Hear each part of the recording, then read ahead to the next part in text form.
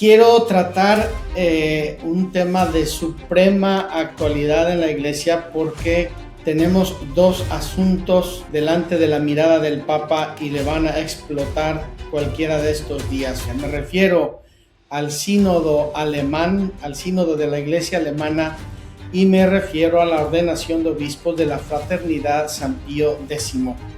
Los tradicionalistas y los progresistas enfrentados en las narices del Papa León XIV. Vamos a ver qué podemos aprender hoy de esta situación tan importante y tan compleja de nuestra amada Iglesia Católica.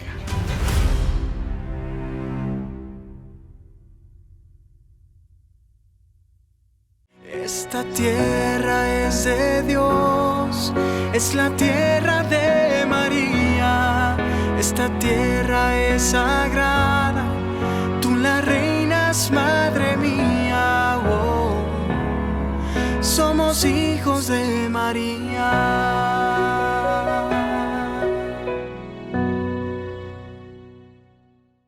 Pues así es, mis queridos hermanos, decía la canción cuando era yo niño: los de adelante corren mucho, los de atrás se quedarán, tran, tran, tran. Parece mentira, pero esta es una situación que se da y se ha dado en todos los periodos de la historia, y no podía faltar ahora también con nuestro amado Papa León XIV, como ha pasado en todos los momentos de la historia. Unos que quieren correr mucho y quieren avanzar y quieren adelantarse a todos, y otros que están anclados y llevan el peso y no quieren avanzar y no quieren cambiar. ¿Qué es esto en primer lugar? ¿Qué situación es esta? Yo lo identifico así de modo muy simplista entre progresismo y tradicionalismo en la iglesia. Progresismo y tradicionalismo en la iglesia. Yo creo que corresponde a una situación psicológica del ser humano. Hay personas a las que les gusta la calma, no les gustan las innovaciones, prefieren repetir las cosas siempre, no les interesan novedades, o como dirían algunas personas, más vale malo conocido que bueno por conocer. Y hay otros, en cambio, que quieren meter las narices en todas las ventanas que se encuentran y aprender cosas nuevas y lanzarse a la aventura, aunque a veces se equivoquen, metan la pata o se den con las narices en la puerta. Estas dos tendencias son innatas del ser humano y se van dando, se dan en cada familia, se dan en las instituciones, se dan en las empresas, se dan en la política. Unos quieren correr hacia adelante, otros prefieren dar marcha atrás o ir muy lentos. Eso en la Iglesia Católica siempre se ha dado, y también lo tenemos ahora en este momento personificado en dos grupos que le están causando problemas al Papa. Vamos en primer lugar entonces a explicar sumariamente qué es el tradicionalismo y qué es el progresismo, para ver si nos ubicamos, aunque sea muy sumariamente. Luego quiero hablar del progresismo porque a mi modo de ver es el peligro más grave que tiene la iglesia en el horizonte, aunque no sea la bomba más ruidosa que va a explotar, porque la de los tradicionalistas tiene ya fecha y hora, y eso es gravísimo, puede ser muy grave para la iglesia. ¿Qué es el tradicionalismo? El tradicionalismo es una actitud, como ya les dije, es una actitud que va con la persona, con ciertas personalidades, de llevar las cosas con calma, de no empujar, de que el tiempo pasado siempre fue mejor, y de que los cambios e innovaciones nos molestan, nos turban y nos dan mucho miedo. ¿Cómo se manifiesta esto en la iglesia? La continuidad con la tradición histórica de la iglesia, la conservación de la liturgia, la doctrina, las disciplinas heredadas, el valor de las formas antiguas en el culto, en este caso concreto muy ligado también a la misa en latín, luego voy a decir el por qué. y una interpretación muy cautelosa frente a los cambios culturales modernos. En este momento, los tradicionalistas tienen mucha razón en ser tradicionalistas y en querer llevar las cosas con calma, porque la velocidad a que nos está llevando el mundo es muy arriesgada. Es como si yo me subo en un auto y quiero ir a 200 por hora.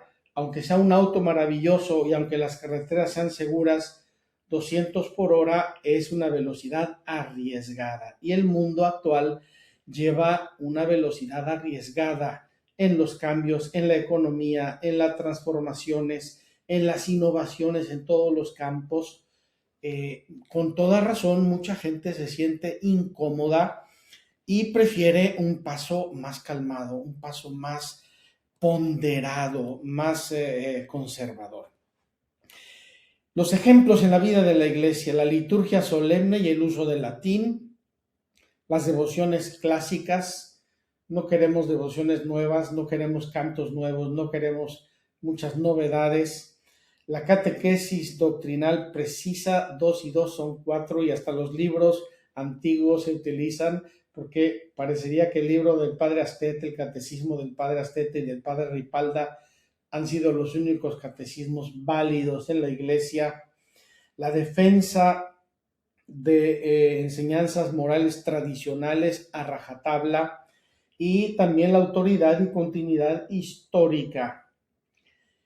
Esta actitud de ser conservadores o tradicionalistas, en primer lugar, no tiene una bandera única en la iglesia. Hay diversos grupos, algunos muy respetuosos, algunos muy válidos, otros un poco más militantes, otros de plano quieren cortar con la iglesia. Es una actitud general, es una actitud amplia, y se da en todas hasta en nuestra comunidad hay gente más calmada, más pausada, más reflexiva, más atenta, siempre están, y otros que les encanta la velocidad. ¿Cuáles son los posibles riesgos del tradicionalismo o de la actitud conservadora en la iglesia? Rechazar cualquier renovación pastoral. Todo lo que es nuevo está mal. Los jóvenes no saben hacer nada. Cualquier introducción de cambio les parece arriesgada, dificultosa, les parece que es una ruptura, casi una tradición con una ruptura con la tradición de la iglesia. Se idealiza el pasado, se desconfía excesivamente de todos. Y aquí tenemos que tener un capítulo especial, lo menciono aunque ameritaría programas enteros: el Concilio Vaticano II.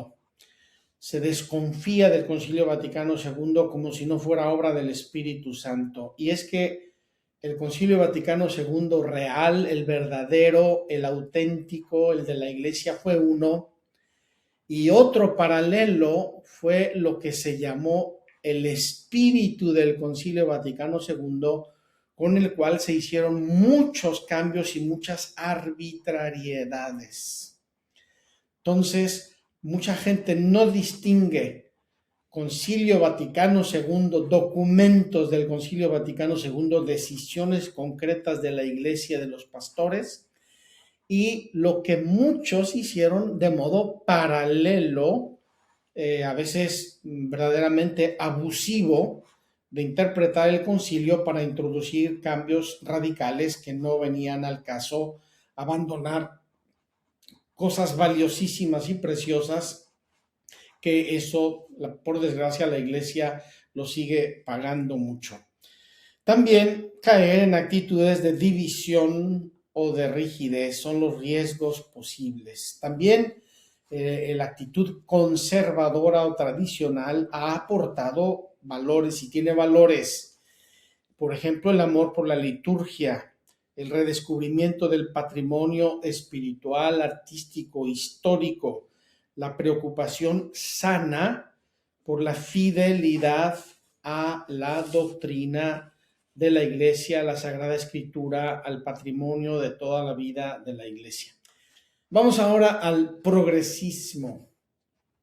El progresismo. ¿En qué pone su acento el progresismo? ¿Cómo los identificamos? Primero, quieren una adaptación pastoral al mundo contemporáneo.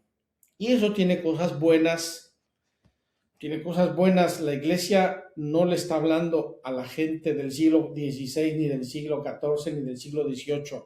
La iglesia hoy le está hablando a la gente del siglo XXI y tiene que hablar a esta gente, y en ese sentido es perfectamente razonable. Lo malo es cuando hablar al mundo contemporáneo a veces implica desnaturalizar la doctrina o la imagen de la iglesia, desnaturalizarla. El diálogo con la cultura moderna, fantástico, lo que es verdaderamente cultura, renovación de estructuras y de lenguajes y una interpretación dinámica del Concilio Vaticano II. En esto ponen el acento los progresistas. Suelen insistir, y es un poco la bandera o la excusa, en la misericordia, la inclusión, la justicia social, el diálogo. Tenemos que ser dialogantes, tenemos que ser abiertos, no podemos cerrarnos en nosotros mismos, la cercanía pastoral a todas las personas, etc. Ejemplos de estos temas que suelen valorar, por ejemplo, la participación de los laicos. Esto lo introdujo el Concilio Vaticano II y lo quiere el Concilio Vaticano II, pero con criterios eclesiales, no con criterios políticos. Los progresistas, en vez de insistir en la participación de los laicos con criterios eclesiales, están insistiendo en la participación de los laicos con criterios políticos. Y eso deforma, desfigura la estructura, la naturaleza de la iglesia.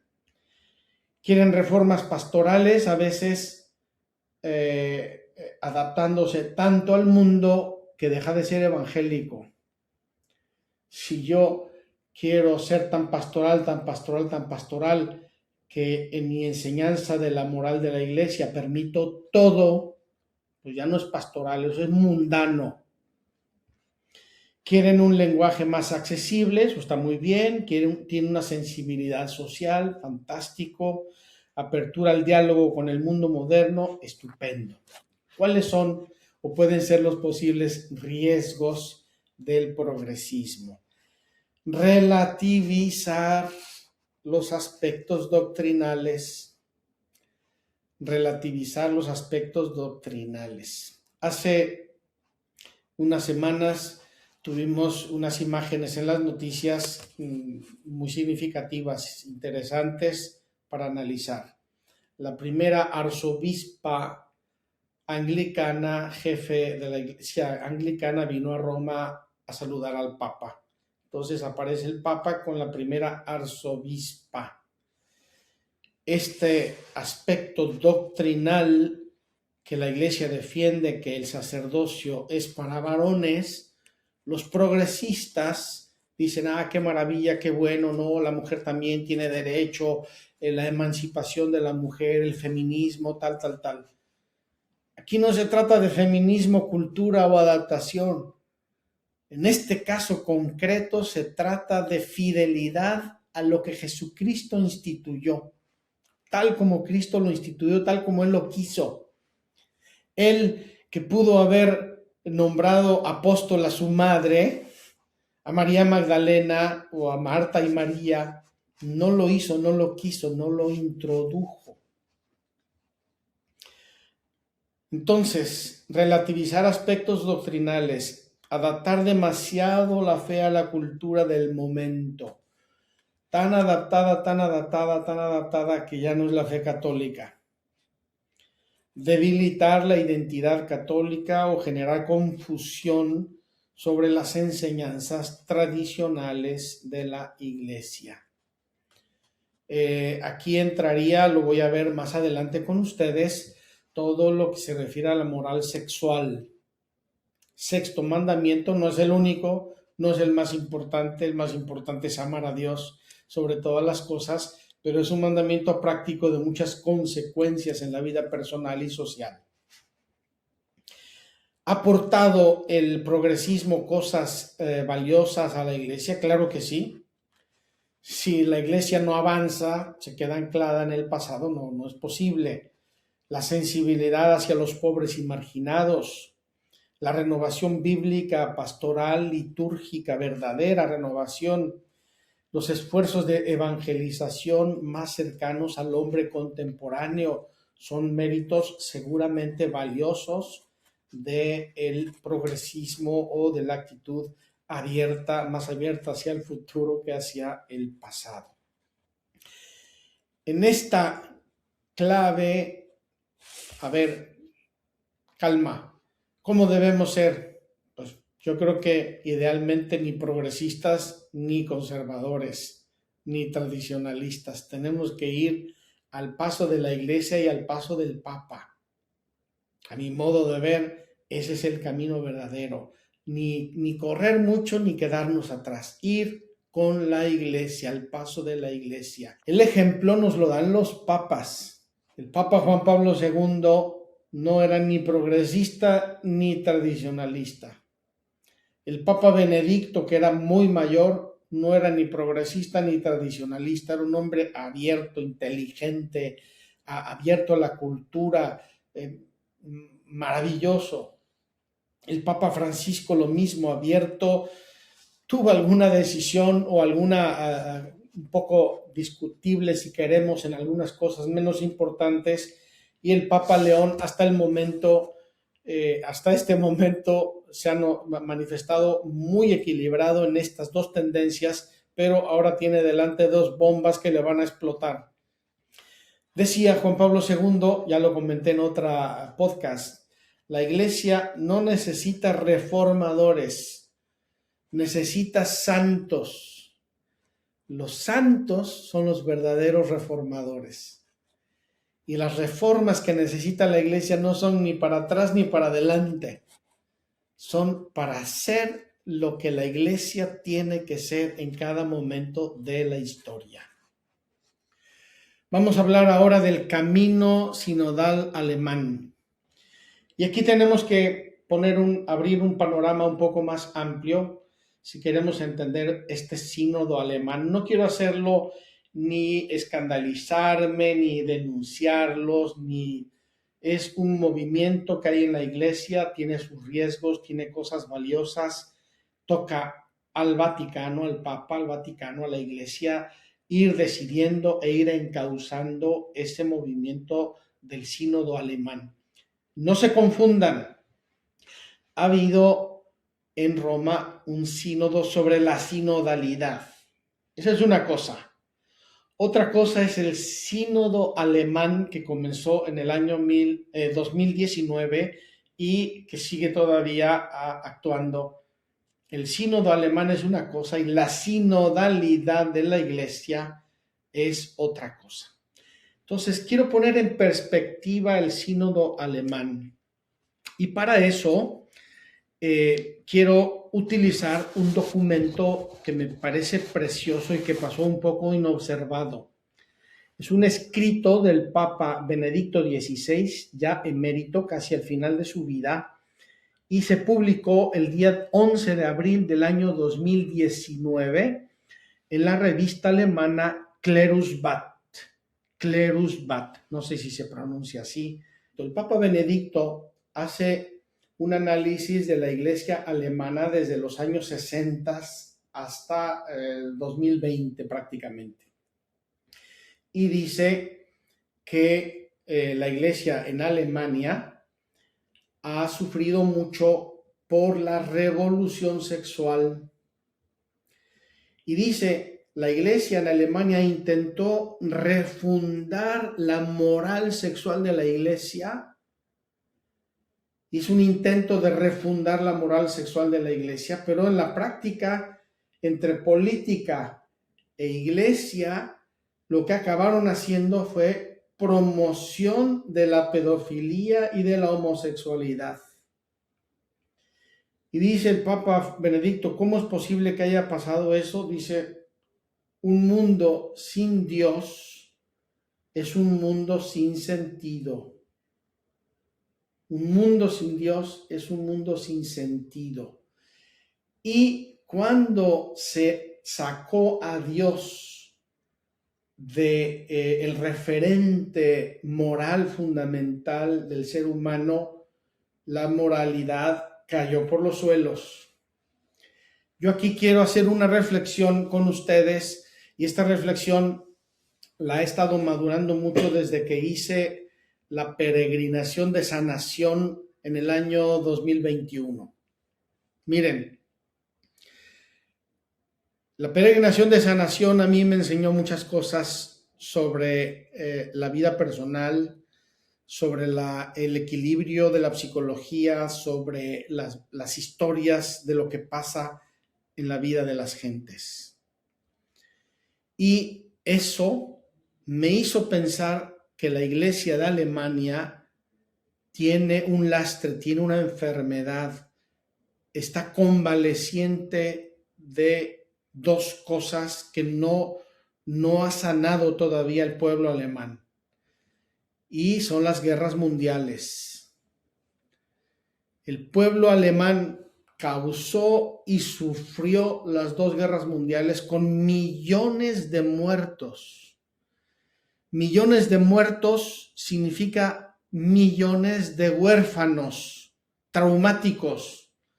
Significa millones de mujeres solas y abandonadas. Y eso seguramente en la posguerra del año 45 al año 60, 62, 65, cuando fue el Concilio Vaticano II, eso debió tener un impacto muy fuerte en el campo de la vida psicológica y moral de Alemania. Les voy a dar un dato. En Alemania fue el primer país que por referéndum aprobó la pornografía. Por referéndum aprobó la pornografía. Me parece que fue el año 1970. Pero ya antes de eso, como dice el Papa Benedicto, se pasaban películas pornográficas sobre pedofilia públicamente, masivamente, según esto, para informar y educar al pueblo alemán. Entonces, un pueblo traumatizado por las guerras y un pueblo muy manipulado en el campo de la revolución sexual, evidentemente ha tenido muchos problemas eclesiales, problemas de abusos, y ese movimiento y ese replanteamiento de los alemanes constante para el progresismo, cambiar la moral, abrirnos al sacerdocio femenino, quitar el celibato sacerdotal, es imposible observarlo, etcétera, etcétera, etcétera. Los alemanes han estado muy inquietos con esos temas desde hace muchos años. Hubo una escena horrible y les voy a pasar unas imágenes. Cuando el Papa Benedicto fue a Alemania en una de sus visitas, o dos de sus visitas a Alemania, cuando iba saludando a los obispos le negaron el saludo. Incluso algunos obispos se dieron la espalda cuando pasó el Papa delante de él. Es decir, en una actitud de rebeldía, en una actitud de despecho, de desobediencia franca, abierta. Eso tiene una complicación para la vida de la iglesia muy grande. Les voy a decir cuál es. La iglesia alemana o Alemania como Estado ha sido uno de los recaudadores de fondos más importantes para la iglesia desde hace 70, 80 años, desde el final de la Segunda Guerra Mundial. Entonces, poderoso caballero es don dinero. Los alemanes han financiado muchísimos grupos, movimientos, iniciativas, apostolados, misiones a nivel mundial, a través del Vaticano, a través de otras asociaciones. Y con esta crisis espiritual de alejamiento de Dios y de haber caído en redondo en la revolución sexual, permitiendo la pedofilia y la homosexualidad, etcétera, etcétera, y muchas cosas más, y la pornografía, aprobando por referéndum público la pornografía, evidentemente está dando señales de problemas de índole moral y de moralidad pública muy graves, muy serios. El Papa Benedicto, en ese artículo que les cito, 11 de abril del 2019, dice: un mundo sin Dios es un mundo sin sentido, porque Dios es amor. Un mundo sin amor es un mundo sin sentido, y caemos no en el amor verdadero, sino en sucedáneos de amor, es decir, pasión desordenada, sexualidad, todo lo que quieran de abuso y de menosprecio de la persona humana. Eso tuvo consecuencias en los seminarios, tuvo consecuencias en las vocaciones, tuvo consecuencias en un alejamiento muy grande de mucha gente católica de la iglesia que se quitaba oficialmente de la iglesia católica, entre otras cosas para no pagar impuestos. Dice el Papa: el antídoto contra el mal que nos amenaza a nosotros y al mundo entero solo puede consistir últimamente en el hecho de que nos abandonemos al amor de Dios. Este es el verdadero antídoto contra el mal, el amor de Dios. Si en lugar del amor de Dios lo cambiamos por el amor del mundo, de la carne, del dinero, de las pasiones, nos perdemos.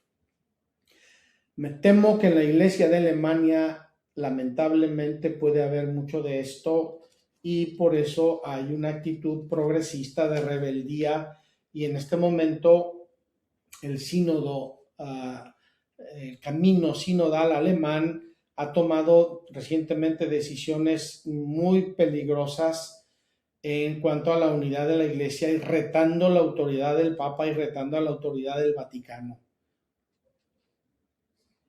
Ninguna esperanza, dice el Papa Benedicto, en una Iglesia hecha por nosotros. Este progresismo radical apostaría por una iglesia totalmente regenerada, reconstruida, rehecha por nosotros, planeada por nosotros, y no la iglesia que Cristo fundó y que Cristo alimenta y de la cual el Espíritu Santo es el alma.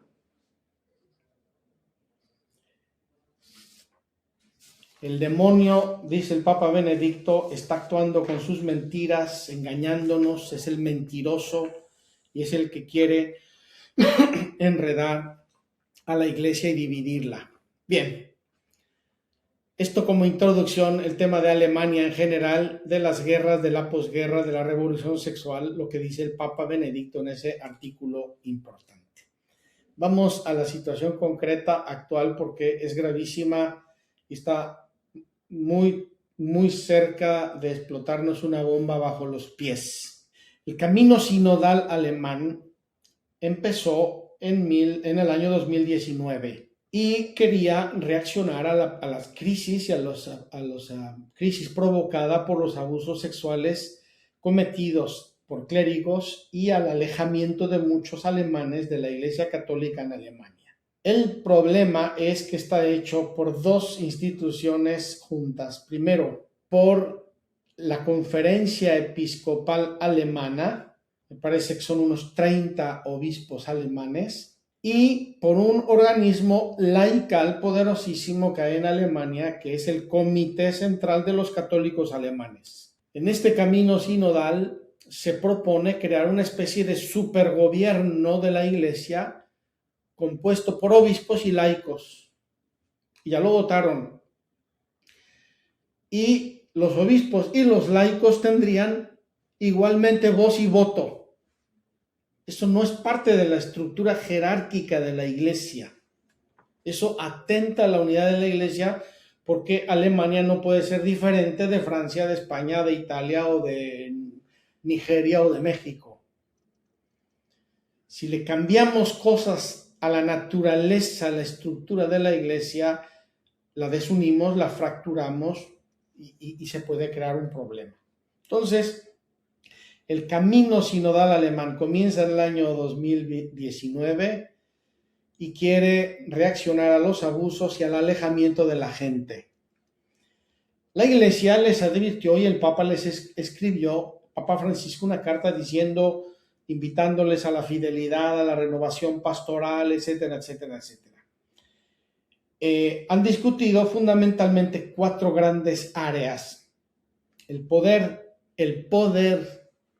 atención, el poder y la autoridad de la iglesia, la moral sexual católica, que ellos pretenderían cambiar totalmente, el papel de la mujer en la iglesia y el sacerdocio y el celibato sacerdotal. De ahí surgieron propuestas muy debatidas y muy complicadas.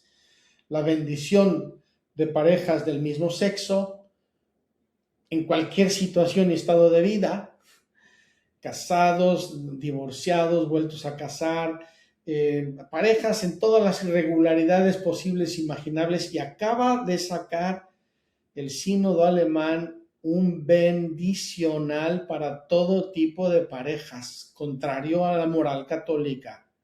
Mayor participación de los laicos en el gobierno de la iglesia, y esto es contrario a la estructura jerárquica de la iglesia. Petición de estudiar la ordenación de mujeres al diaconado, empujan, pero ese es el inicio. Así empezaron los anglicanos y ahora tenemos una arzobispa jefa de la iglesia anglicana. Empezaron por abajo, se mete un pie, se abre una rendija y poco a poco se va cayendo en todo lo demás. Revisión de la moral sexual tradicional. Ellos pretenderían cambiar completamente eso para justificar lo que lamentablemente parece que ya se está viviendo en la iglesia alemana en muchos ámbitos. Y reconsiderar el celibato sacerdotal como obligatorio, como lo ha propuesto la iglesia desde tiempo inmemorial. ¿Por qué ha causado tanta tensión esto? Porque, en primer lugar, han desobedecido claramente, abiertamente, en 2 o 3 ocasiones a la iglesia, al Vaticano, a instrucciones recibidas del Vaticano. Publicaron un bendicional cuando el Papa Francisco había muerto. En ese periodo de sede vacante, mientras murió el Papa Francisco y se eligió el Papa León, publican un bendicional que el Vaticano ya les había dicho que no publicaran.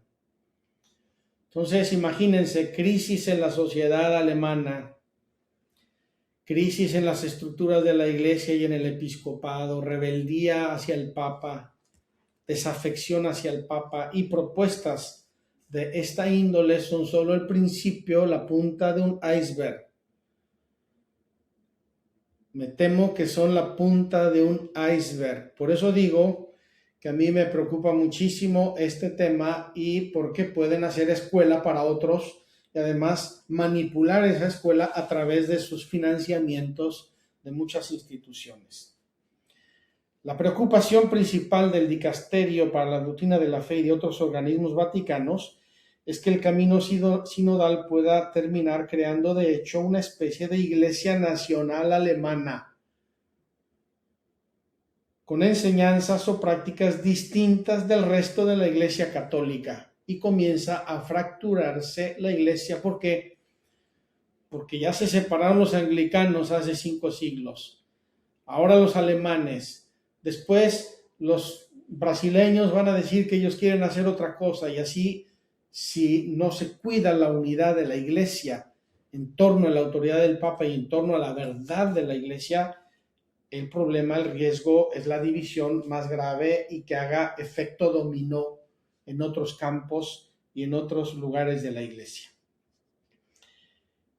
La bendición litúrgica de uniones homosexuales y de todo tipo de parejas irregulares fue rechazada formalmente, oficialmente, por el Vaticano, y los obispos alemanes publicaron un bendicional para todo tipo de parejas irregulares, y además ahora lo están imponiendo. El cardenal Marx recientemente impuso a todos sus sacerdotes que lo aplicaran. El Papa León llamó al cardenal Marx a Roma hace unos días. No se ha publicado cuál fue el contenido de su conversación, pero el Papa lo llamó expresamente a Roma hace unos días. Pues bien, ese sínodo alemán ha ido empujando en estas direcciones, repito, que rompen la unidad doctrinal y la unidad disciplinar de la Iglesia Católica, y eso es un riesgo muy, muy grande. El camino sinodal alemán es uno de los debates eclesiales más importantes y delicados del catolicismo actual, porque toca temas fundamentales. ¿Cómo se debe gobernar la Iglesia? ¿Qué puede cambiar y qué no puede cambiar? Anunciar el Evangelio, cómo anunciar el Evangelio a un mundo secularizado, y cómo responder a la crisis de abusos y pérdida de credibilidad de la Iglesia.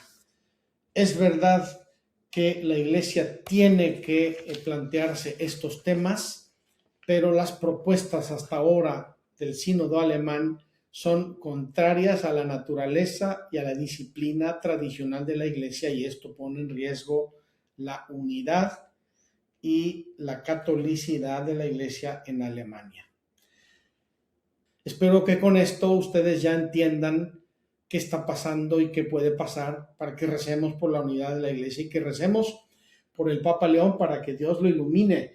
No son decisiones fáciles, hay muchas implicaciones, hay muchos ecos, muchos problemas que pueden seguirse de actuar o de no actuar como requieren las circunstancias en este momento. Pasamos brevemente a una consideración. Me he alargado un poco, pero creo que es importante. ¿Qué pasa con los tradicionalistas y en concreto con los lefebrianos de la Sociedad de San Pío X, fundada en el año 1970 por el obispo Marcel Lefebvre? ¿Qué pasa con los tradicionalistas? Los tradicionalistas, al contrario de los progresistas, se quieren quedar atrás, pero no confundamos todos los tradicionalistas con instituciones específicas. Estamos hablando aquí de la Sociedad de San Pío X. No todas las tradicionalistas tienen las mismas actitudes ni las mismas posturas. Monseñor Marcel Lefebvre participó en el Concilio Vaticano II y fue muy destacado por lo que dicen. Después del concilio empezó a tener posturas un poco distantes y un poco críticas sobre algunas cosas del concilio. Sobre todo, me parece que empezó el tema con la reforma litúrgica. Y aquí quiero hacer una consideración que ya mencioné antes. Una cosa es la reforma litúrgica del Concilio Vaticano II, que es muy buena, muy equilibrada, conforme a la tradición, etcétera, etcétera, etcétera. Y otra cosa es el reformismo litúrgico y las barbaridades litúrgicas y los atropellos y abusos litúrgicos que se cometieron después del Concilio Vaticano II en nombre del espíritu del concilio. Ojo, no es lo mismo. Una cosa es la reforma litúrgica gobernada y guiada, coordinada por la Iglesia, por el Vaticano y por los obispos, y otra cosa fueron los abusos, el interpretacionismo, el esnobismo litúrgico que se metió en la Iglesia. Les voy a poner 2 o 3 ejemplos. Primero, jamás se ha dicho que se puedan leer en la misa textos que no sean de la Sagrada Escritura. Y ahí en muchos sitios se leyeron a cualquier tipo de pensadorcillo barato de moda. Las lecturas litúrgicas de la misa son de la Sagrada Escritura, no de Anthony de Melo o El Principito o de nadie más, de la Sagrada Escritura. Entonces, hubo muchos abusos efectivamente y eso a mucha gente le causó dolor y le causó preocupación, angustia, y obviamente hubo reacciones como la de Monseñor Lefebvre. Con toda razón hubo reacciones para decir, oiga, ¿qué pasa en la iglesia? Hemos perdido la brújula.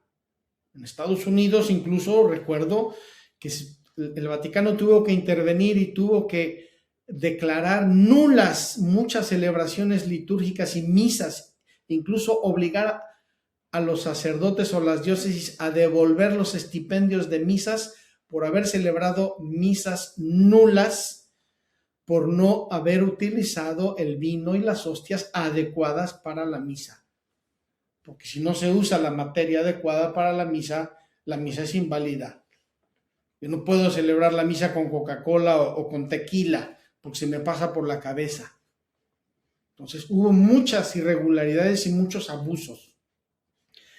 Y Monseñor Lefebvre era un obispo muy bueno, muy serio, y se preocupó de todo eso y empezó a dar marcha atrás, empezó a reaccionar.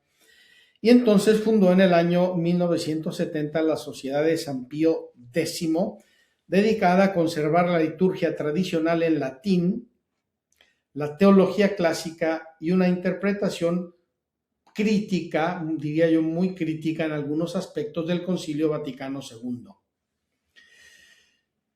A ver, aquí también el entonces cardenal o Monseñor Ratzinger levantó la voz por el año 1972 en un libro que se llama El espíritu de la liturgia y decía el cardenal Ratzinger, a ver, ¿por qué hay una persecución contra el latín?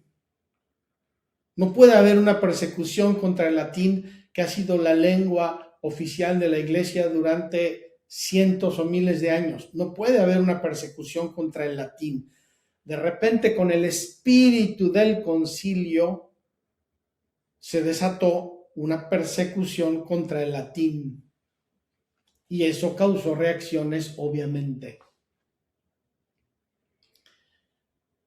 El conflicto con Monseñor Lefebvre llegó a su rompimiento en el año 1988, cuando Monseñor Lefebvre consagró 4 obispos sin el permiso del Papa Juan Pablo II. Y con eso el Vaticano declaró un acto cismático, un cisma, y los implicados, todos incurrieron ellos mismos, por sí mismos, incurrieron en excomunión. Los cismas son dolores de la iglesia, son divisiones, es como si a uno le cortan un dedo, una mano, es un corte, cisma es un corte, es una fractura. Más tarde, los mismos lefebrianos pidieron al Papa Benedicto que les levantara la excomunión y se las levantó en el año 2009 con el deseo de fomentar la unión y de restablecer la unión de la iglesia, y el Papa Francisco incluso promovió que los sacerdotes de la Fraternidad Sociedad San Pío X escucharan confesiones durante el año de la misericordia. ¿Qué es lo que acaba de ocurrir el 2 de febrero pasado? El superior general de la Fraternidad, padre Davide Pagliarani, italiano, presumo, anunció que van a volver a consagrar obispos sin el permiso del Papa. Queridos hermanos, esta decisión es dolorosísima y es preocupante para el Papa León, para el Vaticano y para todos los católicos. Si se consagran obispos sin el mandato del Papa, es un acto cismático en sí mismo y todos los que lo hacen incurren ipso facto, late sentencia, incurren en excomunión. Ojalá pidámosle a Dios para que no lleguen a hacer eso, porque está prevista para el 1 de julio la consagración de nuevos obispos por parte de la Fraternidad y eso sería muy doloroso y muy penoso. La fraternidad se ha pronunciado, dicen que es una necesidad, que ellos lo ven como un deber para ayudar a la iglesia, salvar los valores de la iglesia. Dicen que no quieren fundar otra iglesia paralela, dicen reconocer al Papa, dicen actuar por el bien de la iglesia, etcétera, etcétera. El problema es que la consagración de obispos sin el mandato del Papa es en sí mismo un cisma. ¿Qué es lo que está enfrentando aquí el Papa León XIV? Probablemente una de las primeras grandes crisis de su pontificado con el mundo tradicionalista. ¿Qué es lo que está de por medio? La unidad de la iglesia. Que no se confunda a los fieles. Cuidar la tradición, amar la liturgia, conservar el sentido del misterio de Dios, la dignidad de la Eucaristía, todo eso es maravilloso, pero en la comunión de la iglesia, bajo la supervisión del Papa, del Vaticano. Queridos amigos, no quiero extenderme más. Hemos hablado hoy de estas dos tendencias que tiene el ser humano y que se dan en la iglesia y que se han dado siempre, pero que hoy por hoy están delante de las narices del Papa León con el riesgo de explotarle una antes que la otra o las dos juntas. El progresismo abanderado por el sínodo de la iglesia alemana y el tradicionalismo a través de la sociedad San Pío X, que pretende consagrar obispos el día 1 de julio contra o sin el mandato del Papa. Es curioso porque en el rito de la consagración episcopal se tiene que leer la bula pontificia, es parte del rito, se lee que el Papa nombra a uno obispo. Yo digo, ¿qué van a leer en ese rito? ¿O qué van a hacer en ese momento del rito? Y entiendo los valores que los tradicionalistas quieren defender, entiendo que actúan de buena voluntad, entiendo que sienten a lo mejor que Dios les pide eso, pero decía un antiquísimo principio de la iglesia de tiempos de los padres de la iglesia. Ubi Petrus, ibi Ecclesia. Donde está Pedro, ahí está la iglesia. Mis queridos amigos y hermanos, no nos confundamos. No se trata de que el que corre, los de adelante corren mucho y los de atrás se quedarán tran.